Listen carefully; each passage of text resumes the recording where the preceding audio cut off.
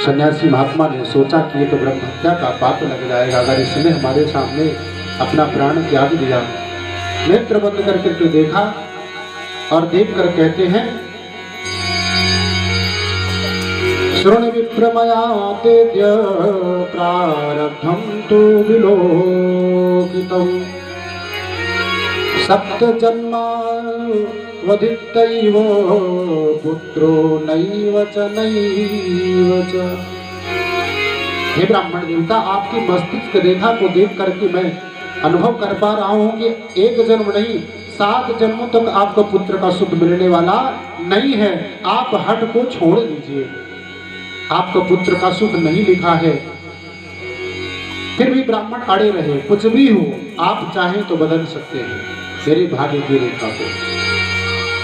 ब्राह्मण के हठ के कारण उन सन्यासी महात्मा ने एक सुंदर सा फल दिया और फल को ब्राह्मण के हाथ में रखा और रख करके कहते हैं कि जा करके अपनी श्रीमती धुंधुली देवी को दे दीजिएगा, वो इस फल को ग्रहण करेंगी और ग्रहण करते ही उनके गर्भ में सुंदर बालक आ जाएगा।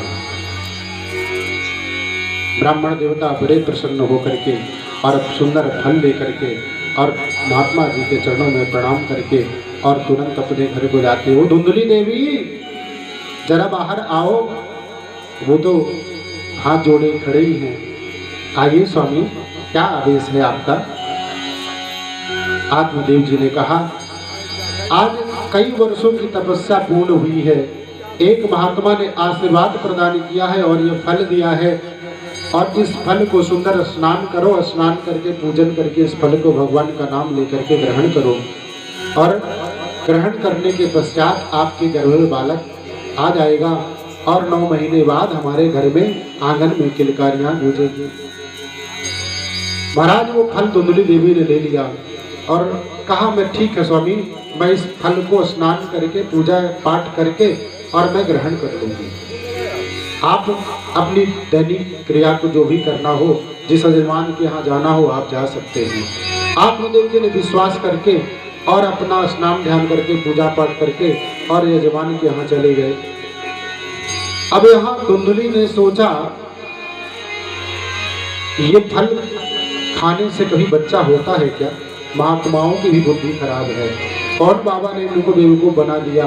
फल खाने से बच्चा होता तो बहुत लोगों के बच्चे नहीं है वो पैदा कर लेते हैं। इसलिए क्यों कि जिसके मन में सत्कर्म नहीं होता, धर्म नहीं होता, पुण्य नहीं होता, वो सकारात्मक बातों को भी नकारात्मक सोचता है। वही धुंधुली ने किया। अपनी पड़ोस की सहेली से जाकर के बताया कि पता नहीं हमारे पतिदेव की बुद्धि खराब हो गई है। किसी महात्मा को उन्होंने सुनाया, महात्मा ने फल दिया और कहते हैं इसको खा लो, 9 महीने बाद किलकारियां गूंजेगी। ऐसा कैसे संभव है? लेकिन उस सहेली के अंदर धर्म था। उसने कहा कि ऐसा करो, 6 पुत्र मेरे हैं, 7वां मेरे पेट में और मेरे यहाँ खाने का ठिकाना नहीं है, हमारे यहाँ गरीबी है, आपके यहाँ बहुत सारा धन है। आप ऐसा करो कि जब मेरा पुत्र ये 7वां पैदा होगा, ये मैं आपकी गोद में दे दूंगी और आप मुझे इसके बदले बहुत सारा धन दे देना, तब मैं 6 बच्चों का लालन पालन पोषण कर लूंगी उस धन से।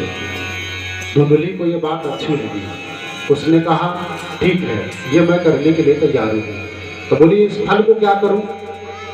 तो उस सहेली ने कहा कि इस फल को आपकी जो गाय है वो भी बांझ है, इस फल को उसको खिला दो तो महात्मा जी की परीक्षा भी हो जाएगी और किसी का अनादर भी न होगा और पता चल जाएगा कि ये फल में ताकत है या नहीं। वही हुआ। धुंधुली देवी ने उस फल को गाय को खिला दिया। अब महाराज